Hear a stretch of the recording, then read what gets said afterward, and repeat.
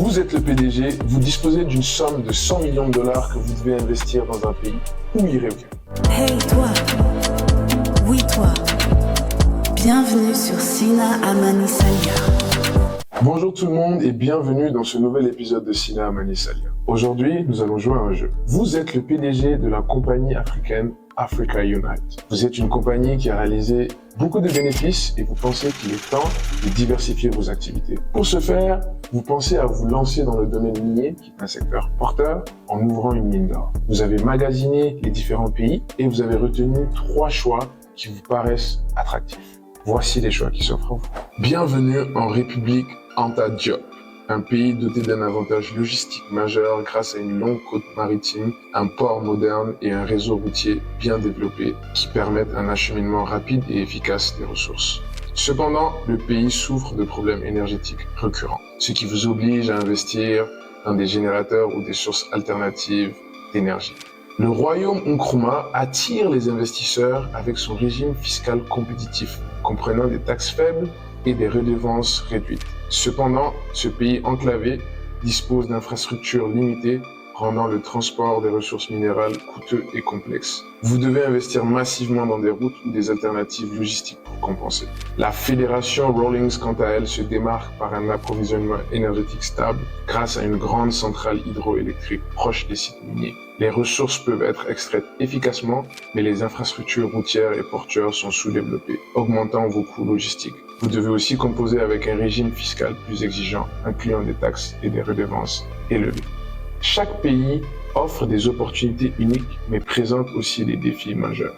Alors, en tant que PDG d'Africa Unite, lequel choisirez-vous pour votre premier investissement dans le secteur minier? Vous l'aurez compris, je vous mets face à un dilemme. Ce type de dilemme est ce à quoi fait face au quotidien les acteurs du domaine minier.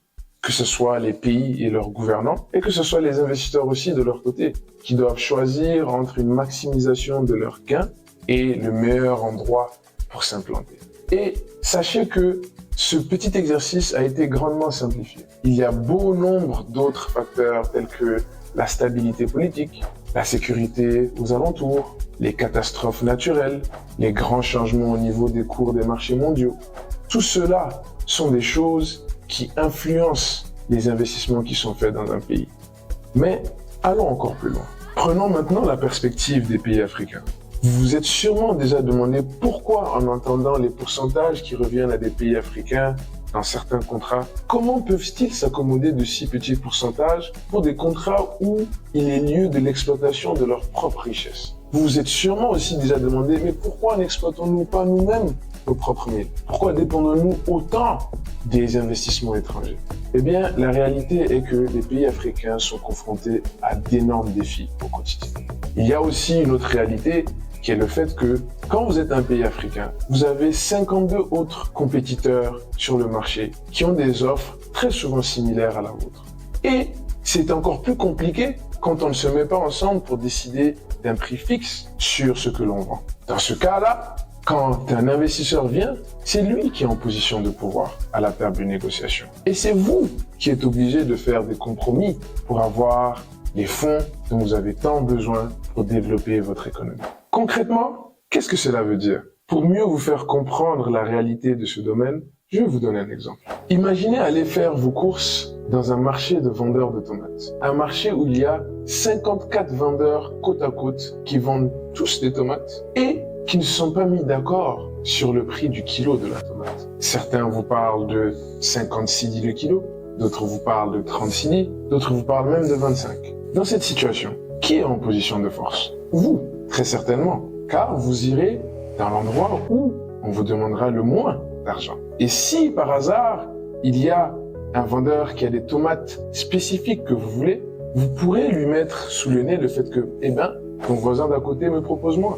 Et si tu veux vraiment que j'en achète chez toi, tu es obligé de me faire une réduction. Voilà le dilemme des pays africains. Quand vous avez des hôpitaux à construire, des écoles à construire, des emplois à créer, et que vous dépendez énormément des fonds qui vous seront donnés par la vente et le développement de votre secteur minier, vous êtes obligé de faire des compromis. Surtout quand le vendeur ou votre voisin d'à côté, lui, est prêt à faire des compromis encore plus bas que vous.